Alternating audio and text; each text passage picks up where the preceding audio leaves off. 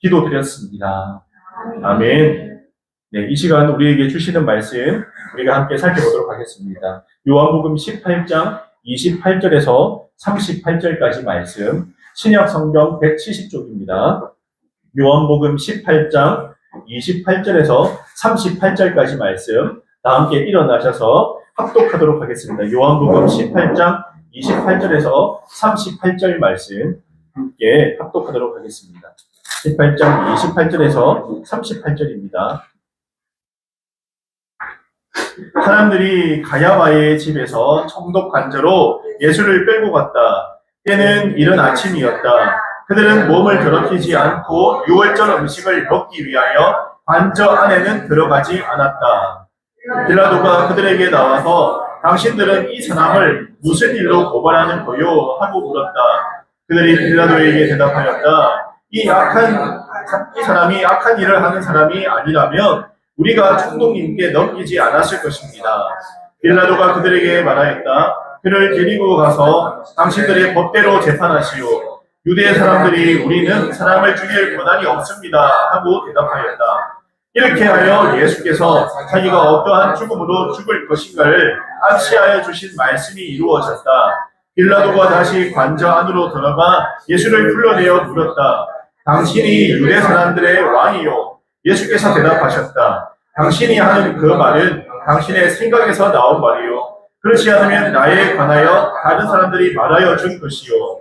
빌라도가 말하였다. 내가 유대 사람이란 말이요. 당신의 동족과 대제사장들이 당신을 나에게 넘겨주었어. 당신은 무슨 일을 하였어? 예수께서 대답하였다. 내 나라는 이 세상에 속한 것이 아니요. 나의 나라가 세상에 속한 것이라면 나의 부하들이 싸워서 나를 유대 사람들의 손에 넘어가지 않게 하였을 것이요. 그러나 사실로 내 나라는 이 세상에 속한 것이 아니요. 빌라도가 예수께 물었다. 그러면 당신은 왕이요. 예수께서 대답하셨다. 당신이 말한 대로 나는 왕이요. 나는 진리를 증언하기 위하여 태어났으며 진리를 증언하기 위하여 세상에 왔소. 진리에 속한 사람은 누구나 내가 하는 말을 듣소. 빌라도가 예수께 진리가 무엇이요? 하고 물었다. 아멘. 네, 자리에 앉으시기를 바랍니다. 우리는 계속해서 이 요한복음 말씀을 통해서 주님께서 하시는 이 메시지에 귀를 기울이고 있습니다. 어느덧 우리가 읽은 말씀 18장 후반부로 다가가고 있고, 예수님께서 고난, 이제 십자가에 달려 매질을 당하고 고난당하는 바로 앞에까지 이 내용이 진행이 되었습니다.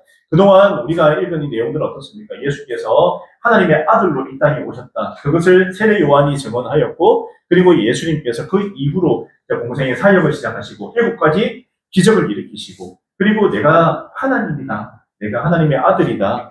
내가 너희들이 기다리던 바로 그 메시아라는 메시지를 계속해서 제자들에게 말씀하셨고, 내가 이제 고난받아서 십자가에 달려 죽을 것이나 본인의 죽음에 대해서 말씀하시고, 또 배반한 제자들까지 다양한 상황이 요한복음 안에 들려있음을 우리가 보게 됩니다. 그리고 오늘 말씀까지 왔습니다. 여러분, 오늘 말씀을 보면 어떤 생각이 들던가요? 한 주간 묵상했는데요. 여러분, 어떤 생각이 들었습니까?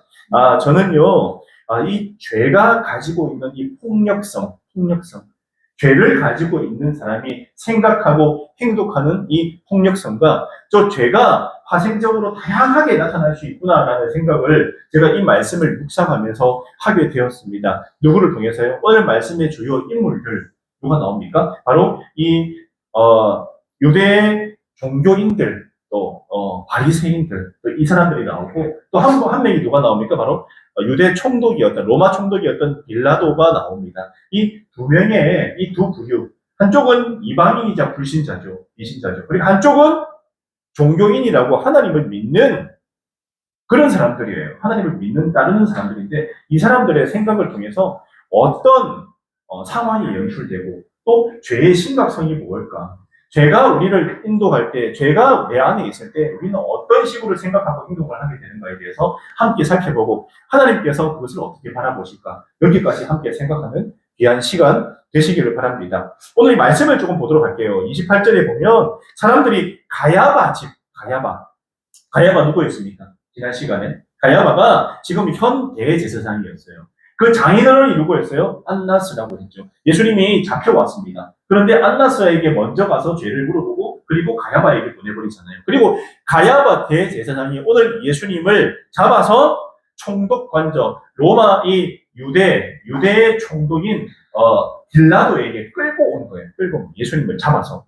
그게 끌고 왔는데 때는 언제냐? 새벽에 이른 아침이었다. 이렇게 나오고 있습니다. 여러분, 당시에 예수님을 모여서 공의해서 나름 자기들끼리 심판을 하고 총독 관저로 보내야겠다 생각한 게 저녁인데 사실은 저녁에는 이 사내들인 공의회가 열리면 안 돼요. 낮에 열리고 밤에 열리는 것은 불법이에요, 불법. 그런데 이 사람들이 밤에 공의회를 열어가지고 예수님을 갖다가 심판을 하고 이 새벽에 끌고 온 거예요. 새벽에 끌고 온 거예요. 또 다음날 넘어가면 어떻게 되냐? 재심을 해야 됩니다. 다시 공의회를 열고 재심해야 되는데 새벽에 오늘 4시에서 6시경이라고 합니다. 이른 아침이라고 나오는데 4시에 6시경에 총독 관저로 끌고 옵니다. 여러분 신나요? 이 새벽에 그것도 로마 총독 관저로 죄인을 끌고 왔다. 무리해서. 새벽에 누가 죄인을 끌고 와요? 한참 자고 있을 시간에 한번 상상해 보시기 바랍니다. 그만큼 빨리 예수님을 잡아서 죽이려고 의지가 충만한 상태랍니다. 충만한 상태랍니다. 이 6월절 안에 예수님을 빨리 해치우고 없애버리자 이 생각, 이 신념, 이 생각을 가지고 의지를 가지고 오늘 로마 총독을 찾아온 유대인들의 모습을 볼 수가 있다는 거예요. 사람 한 명 죽이려고. 여러분 근데 제가 볼 때 이런 생각이 듭니다. 지난 시간에도 얘기했지만 이 사람들 누구예요? 종교인들이잖아요. 하나님을 예배하는 사람이 오늘 이 새벽에 뭐하러 왔다고요? 빨리 사형시키고 없애버리려고. 하나님을 믿고 예배하는 사람들이 사람을 죽이려고 모략을 펼쳤다는 거예요. 그들의 법마저 깨버리고 불법까지 저지르면서도 밤에 회의를 하면 안 돼요. 회의까지 열어가지고 사람을 죽이기를 결정을 하고 우리 유대법에는 어떠냐면 사람을 죽일 수 있는 법이 따로 없어요. 그래서 그들의 손으로 예수님을 죽일 수 없으니까 그러면 로마 총독에게 넘기자 하는데 오늘 말씀에서 굉장히 웃긴 게 뭐냐면요. 로마법에도 유대인의 종교 문제로 사람을 죽이는 게 없어요.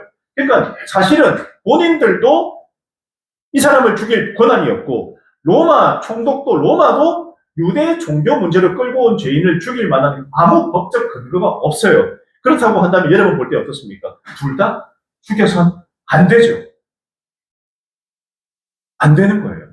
그런데 오늘 이 종교인들하고 빌라도가 함께 협작을 해가지고 사람 한 명을 죽여버리려고 함께 이렇게 공모를 했다고 보시면 되는 문제예요. 그런데 그 대상이 하필이면 누굽니까? 하나님이신 예수님이에요. 여러분, 종교인들과 세상 권력이 함께 합쳐서 예수님을 죽음으로까지 몰아넣는 이런 말씀이 바로 오늘 이 본문에 나오고 있는 너무나 안타까운 말씀이다.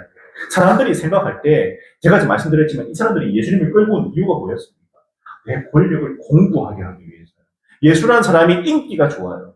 온갖 기적을 일으켰다는 소문이 나고 그러면 여기 유대 사람들이 그를 메시아로 혹시라도 따르기라도 한다면 그를 리더로 따르기라도 한다면 이미 많은 사람들이 예수님에게 은혜를 많이 입어가지고 자신이 예수님 때문에 나왔어요.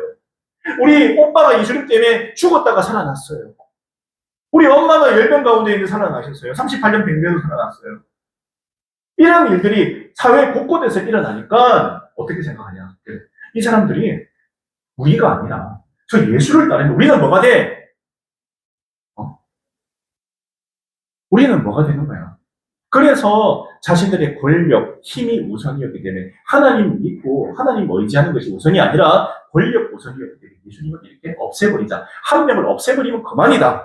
이런 생각. 여러분 이 생각은 하나님의 생각이 아니잖아요. 근데 종교인들이 하나님 우선으로 생각하지 않고 나의 신앙의 중심이고 삶의 중심이 하나님이고 하나님과 기도하고 그분을 만나고 체험하고 그분의 뜻에 따라서 신앙생활하는 것이 정말 올바른 신앙의 길인데 그게 아니라 내 의지로 우리 공동체의 이익을 위해서 우리가 모여서 행동하는 그 모든 것이 하나님 뜻이 아니라 우리 권력, 우리 힘, 우리 명예를 위한 것이 된다면 과연 옳은 것일까? 라는 생각을 하게 되는 거죠. 그래서 삶의 기준이 하나님이 아닌 것은 다 죄다라고 이야기를 하는 거예요. 이 사람들이 정말 하나님을 믿고 의지하고 예수님 따르는 사람이었다면 예수님이 하신 그 열매를 받겠죠. 우리가 정말 성령 받아서 변화된 사람이 뭘 보고 한다고 나와 있습니까? 성령의 9가지 열매를 보고 하요. 그런데 이 사람들의 열매를 보면 하나님으로부터 온 열매가 단 하나도 없잖아요. 단 하나도 없어요. 하나님 믿는 사람의 행동도 아니에요. 생각도 아니에요. 결과는 사람 한 명 죽이려고 하는 그런 행동들을 볼 때 아니다라고 얘기할 수 있습니다. 근데 오늘 또 빌라도를 봐도 또 그렇습니다. 그들에게 나와서 당신들은 이 사람을 무슨 일로 고발하는 거예요? 라고 질문을 하고 있습니다. 여러분, 당시에 이런 일이 있었어요. 서두에는 빌라도도 실존, 나중에 보니까 우리 기독교를 이렇게 모함하거나 또 이렇게 실존 인물이 아니야라는 그런 의견들이 초반에 많았어요. 어떤 일이 있었냐면, 빌라도? 그 역사책 보니까 빌라도라는 이름이 정확하게 없는 것 같은데? 혹시 가공의 인물 아니야? 혹시 예수 그리스도를 드러내기 위해서 가공으로 제자들이 만든 인물이 아닌가? 꾸며낸 이야기가 아닌가? 이런 이야기들이 있었다고 합니다. 그래서 총독 빌라도는 정말 실존하는 인물인가? 라고 우리가 의문을 품을 수가 있습니다.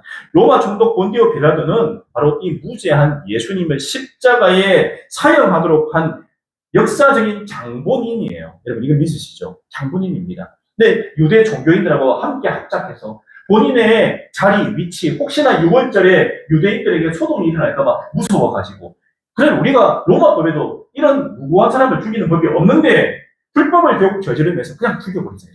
그래서 가장 가혹한 형벌인 십자가형, 로마법에 의해서 가장 큰 대역죄인을 죽이는 형벌이 십자가형인데 거기에 예수님을 매다는 겁니다. 여러분, 그러나 한때 이 성경을 만든 비평가들은 역대 로마 총독 명단에 그 빌라도 이름이 빠졌다는 이유로 아까 제가 말씀드렸지만 예수 그리스도는 하나님의 아들도 메시아도 아니었는데 그를 따르는 제자들이 자신들이 만든 종교를 정당화하기 위해서 그의 스승인 예수를 신격화하고 빌라도라는 총독을 가공으로 등장시켜서 사복음서에 기록한 것이다라고 누가 적었냐? 제가 말씀드린 성경의 비평가들이 적었어요. 하나님 믿는 사람들이 예수님을 주님으로 인정 안 하고 초대 기독교 때 이렇게 적었다니까요. 가공으로 만들어낸 인물이다. 이렇게 적었어요. 이렇게. 제자들이 자기 스승을 신격하려고 거짓말하고 사기친 거라고 이야기한 겁니다. 그렇게 고로 그의 교훈과 기적은 조작되었다. 이렇게 주장을 했다는 거예요. 조작됐다고. 그런데 1962년 지중해 아시죠? 예루살렘 오른 왼쪽이 지중해잖아요. 지중해 쪽에 연안에 모래 더미 속에 파묻혀 있던 한 도시가 발굴되었어요. 언제? 1962년도. 그 도시는 신약 성경에 등장하는 카이사레아 마리티아, 곧 가이사랴로 이스라엘 왕 헤롯이 지중해 연안에 도시를 건설하고 난 다음에 로마 황제에게 아부하기 위해서 그 도시 이름을 가이사랴라고 명명해서 헌납했다는 거죠. 로마 황제에게 바치기 위해서 만든 도시가 발굴된 거예요. 1962년도에. 그곳에는 당시 지금 이 수리아 지역을 총괄했던 로마 총독의 관저가 있었답니다. 관저. 그 정문에 로마 총독의 관저라면 로마 총독이 머물렀던 그 집이죠. 그 관사 정문에 문패가 있는데 문패에 뭐라고 적혀있냐? 폰티우스 필라투스라고 적혀있어요. 폰티우스 필라투스. 이 이름이 선명하게 적혀있는 돌이 발굴됐어요. 이 누굽니까? 본디오 빌라도예요. 본디오 빌라도. 아까 비평가들의 말이 뭐예요? 거짓말이에요. 거짓말이에요. 원본이 예루살렘 박물관에 보관되어 있어요. 이 현판에 보관되어 있고 현장에는 모조품을 만들어서 전시를 해놨어요.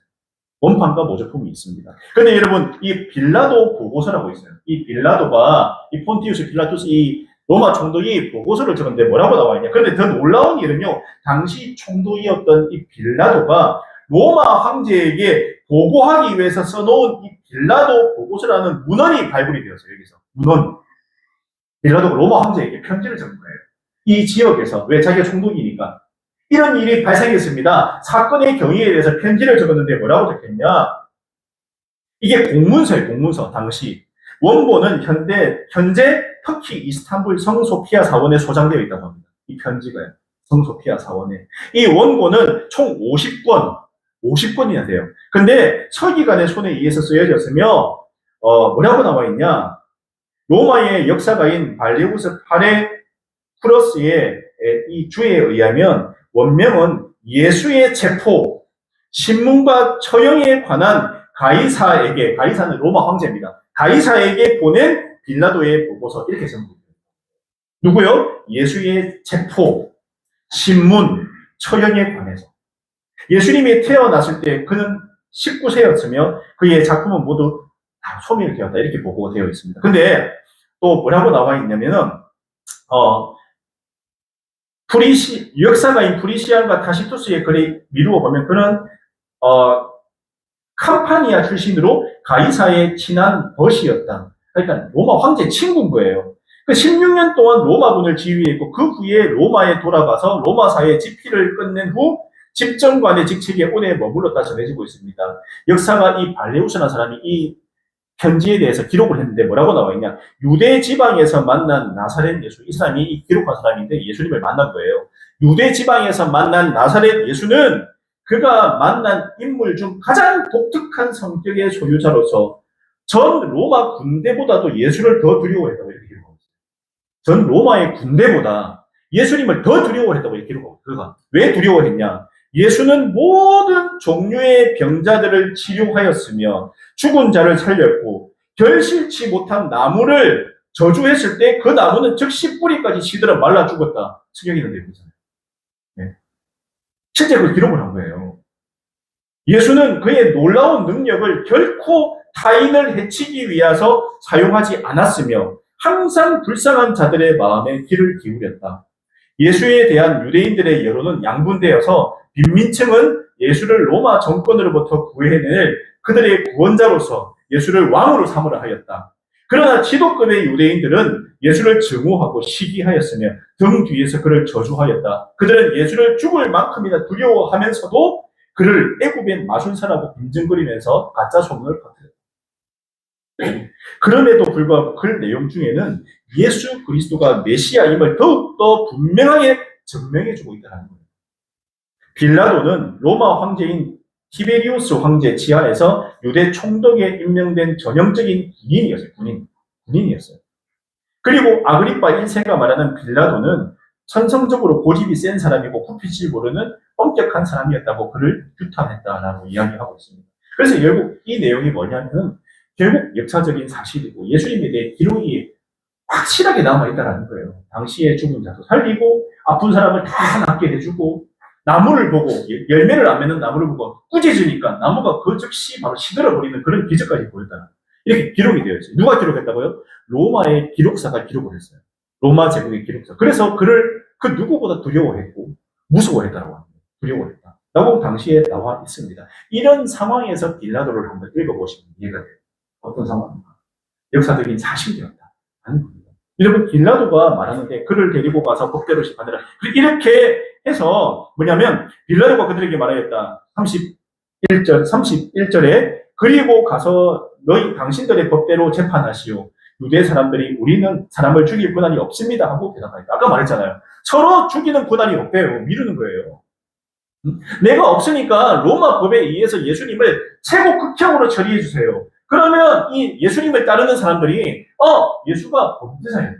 로마에 저항하는 범죄자였네. 사실은 예수님이 한 건 뭐예요? 죽은 사람 살리고 도와주고 이렇게 한 것밖에 없는데 그를 죄인으로 몰아가지고 보내버렸는데 아까 말했듯이 로마법에는 이런 종교 문제로 온 사람을 죽일 권한이 없잖아요. 그럼에도 불구하고 이 유대 사람들이 뭐라고 했냐? 로마 황제의 반기를 든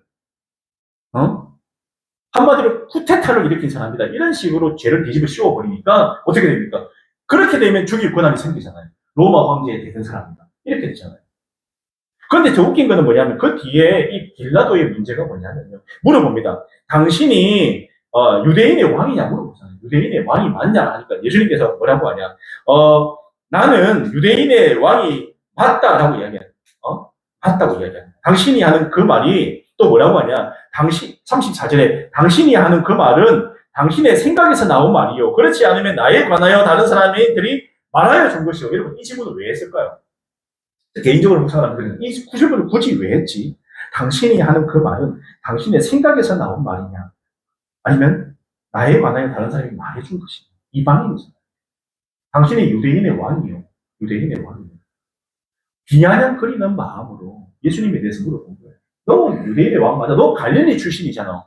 그 허름한 동네에서 난 네가 무슨 유대인의 왕이야라는 그런 비아냥거리는 마음을 가지고 이야기할 때, 근데 누가 정말 나를 유대의 왕이라고 생각하고 물어보는 거냐, 아니면 다른 사람이 물어보니까 그냥 네가 물어보는 거냐라고 오늘 빌라도의 이 마음 상태에 대해서 예수님께서 바로 직격으로 물어보십니다. 그 빌라도가 어떻게 생각할까요? 정말 내 생각인가? 그래서 그 다음 뭐라고 하냐? 빌라도가 대답했다. 내가 유대 사람이란 말이요. 당신의 동족과 대제사장들이 당신을 나에게 넘겨주어서 당신은 무슨 일을 했소라고 이렇게 반론하고 있다. 반론하고. 이 이야기가 이상하게 흘러가는 거예요. 굉장히 재미있으면서. 이상하게 흘러갑니다, 여러분. 저는 잡혀와서도 예수님께서 그들과 이야기하며 나의 나라, 하나님 나라가 무엇인가에 대해서 복음에 대해서 오늘 빌라도에게 이렇게 말하고 있는 장면이 나오잖아요. 여러분, 이방인인 빌라도에게 내가 누구인가, 하나님 나라가 어떤 곳인가, 이 땅에, 이 세상에, 이 나라, 당신이 가지고 있는 권력, 힘, 저 유대 종교인들이 말하는 그들이 가지고 있는 한 줌도 안 되는 그 권력이 자지우지 못하는 게 하나님 나라고, 내가 그 나라의 왕이라고 이야기를 하고 있잖아요. 여러분, 하나님의 나라는 영적인 세계예요. 우리가 이 생에 우리가 얘기하지만 여기서 우리가 부귀 영화를 누리고 돈 많이 벌고 여기에 집중하는 것도 물론 우리가 잘 사는 게 중요합니다. 그러나 잘 사는 것보다 더 중요한 것은 어느 방향으로 바르게 사는 게 중요하다는 거죠. 이 땅에서 천국을 이루고 그 다음 영원한 천국을 바라보는 것이 또 주님의 나라인데, 예수님께서 말씀하시는 것은 오늘 뭐라고 말씀하시고 있습니까? 바로 진리가 무엇이오라고 물어볼 만큼 빌라도가 예수님입니다. 진리에 대해서 누가 알아봐요? 너 갈릴리 출신이잖아. 무식한 목수 아니야. 너가 어떻게 진리에 대해서 이야기해? 근데 당시 진리에 대해서 함부로 쉽게 얘기하는 사람이 없었다고 해요. 그런데 예수님께서 진리가 무엇이다라고 말하니까 굉장히 이상한 생각이 들어요. 이 사람이 대체 뭘까? 이 사람이 대체 뭔데 진리에 대해서 이렇게 이야기를 하는 거지. 그리고 여러분, 우리가 알다시피 진리가 무엇입니까? 진리는 예수님 스스로를 진리예요. 내가 진리라고 해요.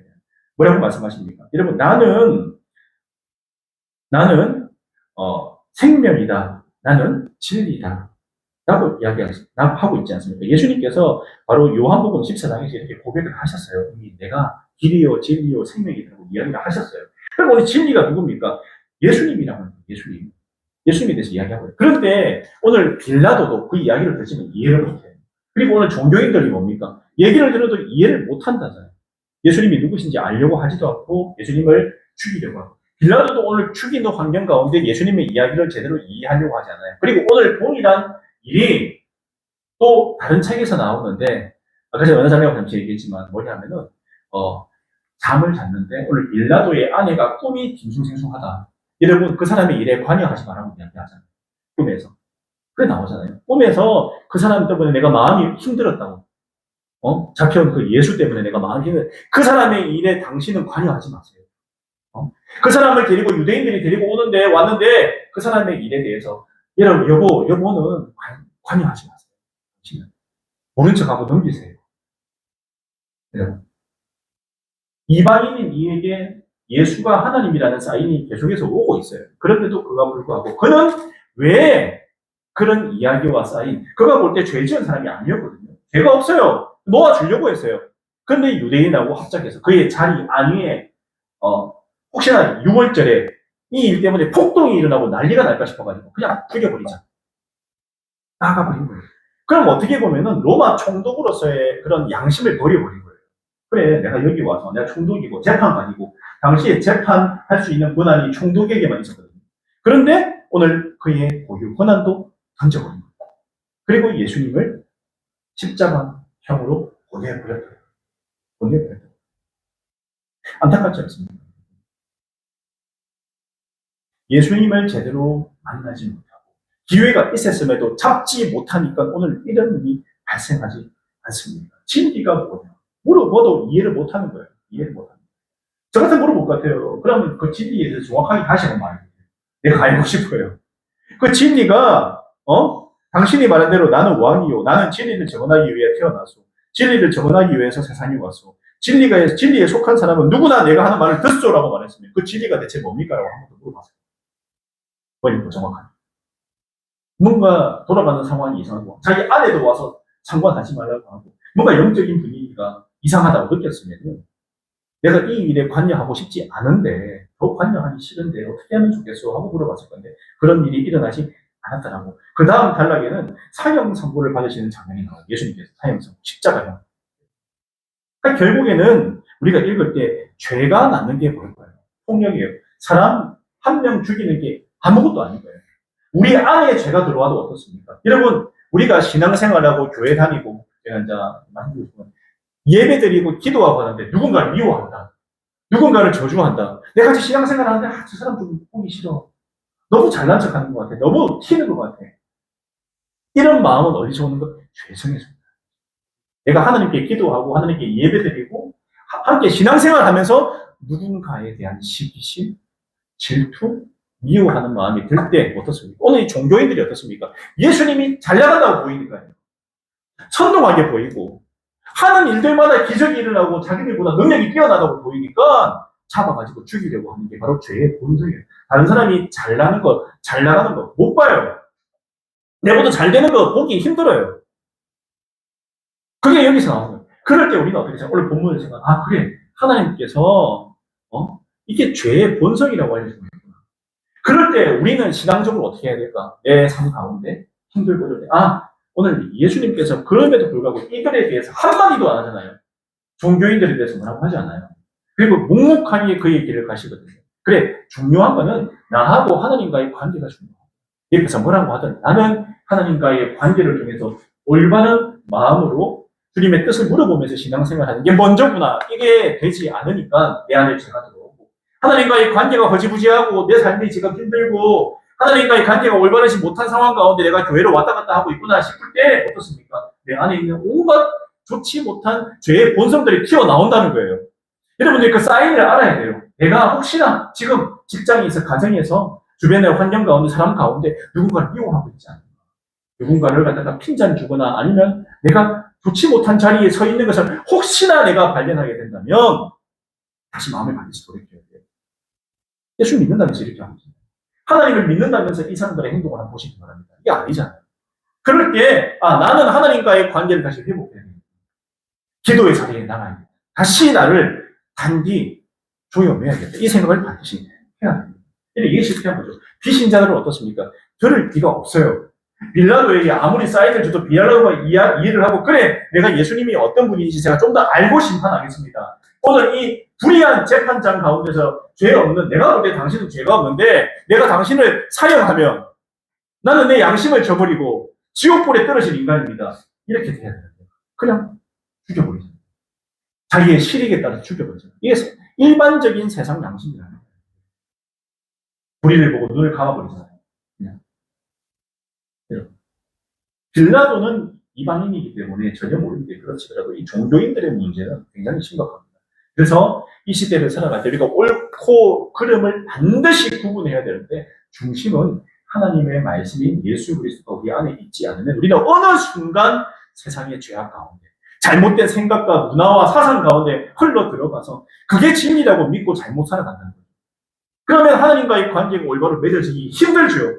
왜? 세상 논리, 세상 부귀의 영화가 내 속에 가득 차 있으면 하나님 그럴 자리가 없어요. 그러면 또 기득권을 누리게 되고요. 종교 기득권. 여러분. 또 내 자리. 또 내 생각이 우선인 거예요.